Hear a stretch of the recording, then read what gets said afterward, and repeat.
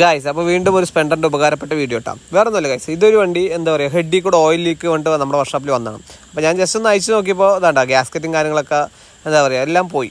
അപ്പോൾ എന്താ പറയുക അയച്ചു നോക്കിയപ്പോൾ തന്നെ എല്ലാം കത്തിക്കരിഞ്ഞ് എല്ലാത്തിൽ കൂടെ ഓയിൽ ലീക്കായിരുന്നു. അപ്പോൾ ഞാൻ ജസ്റ്റ് ഒന്ന് എന്താ പറയുക സിലിണ്ടറും കാര്യങ്ങളൊക്കെ ഒന്ന് ചുരണ്ടി നോക്കിയപ്പോഴാണ് ഗൈസ് ആകെ തരിച്ചു പോയി ഗൈസ്. ഇത് വേറെ ഒരു ഇഞ്ചൻ പണിഞ്ഞ വണ്ടിയാണെന്നാണ് പറഞ്ഞത്.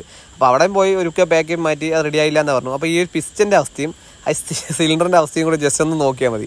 നിങ്ങൾ അറിയുന്നവർ ഈ പിസ്റ്റനും സിലിണ്ടറും ഇത് സ്പെൻഡറാണ് വണ്ടി. അപ്പോൾ അതിൽ കിടക്കുന്നത് എങ്ങനെയാണെന്ന് ജസ്റ്റ് ഒന്ന് അറിയുന്നവർ കമൻറ്റ് ചെയ്യിട്ടാം.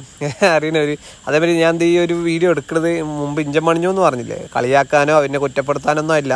അപ്പോൾ അറിയില്ലെങ്കിൽ ഈ പണിക്ക് നിൽക്കണ്ട, ഒറ്റ വാക്കോ ഞാൻ പറയാനുള്ളൂ. അറിയില്ലെങ്കിൽ ഈ പണിക്ക് നിൽക്കണ്ട, അറിയുന്ന പണി മാത്രം ചെയ്യുക, അറിയില്ലെങ്കിൽ വേണ്ടാന്ന് വെക്കുക, അത്രയേ ഉള്ളൂ ഞാൻ പറയാനുള്ളത്. അപ്പോൾ വേണ്ട ഈ പിസ്റ്റനും സിലിണ്ടറും കൂടിയുള്ള ഒരു അവസ്ഥ കണ്ടപ്പോൾ ഞാൻ തരിച്ചു പോയി ഗൈസ്. പിന്നെ നമുക്കൊന്നും ചെയ്യാൻ പറ്റില്ല, നമ്മൾ അതിനനുസരിച്ച് എല്ലാം റെഡിയാക്കി വിട്ടിട്ടുണ്ട്. ഓയിൽ ലീക്കും കാര്യങ്ങളെല്ലാം പക്കയാക്കി ചെയ്തിട്ടുണ്ട്. അപ്പോൾ പിസ്റ്റൻ്റെ അവസ്ഥയാണ് ആകെ ഒരു ഷോകമായി കിടക്കുന്നത്, പിസ്റ്റൻ സിലിണ്ടറും. അപ്പോൾ സ്പെൻഡറാണ് വണ്ടിയിൽ നിന്ന് ശ്രദ്ധിച്ചിട്ടൊക്കെ പണിയുക, അത്രേ പറയുള്ളൂ. അപ്പോൾ എങ്ങനെയുണ്ട് ജസ്റ്റ് ഒന്ന് കമൻറ്റ് അടിക്കുക. അങ്ങനത്തെ വീഡിയോ കാണുന്നത് അക്കൗണ്ട് ഫോളോ ചെയ്യാം. അപ്പോൾ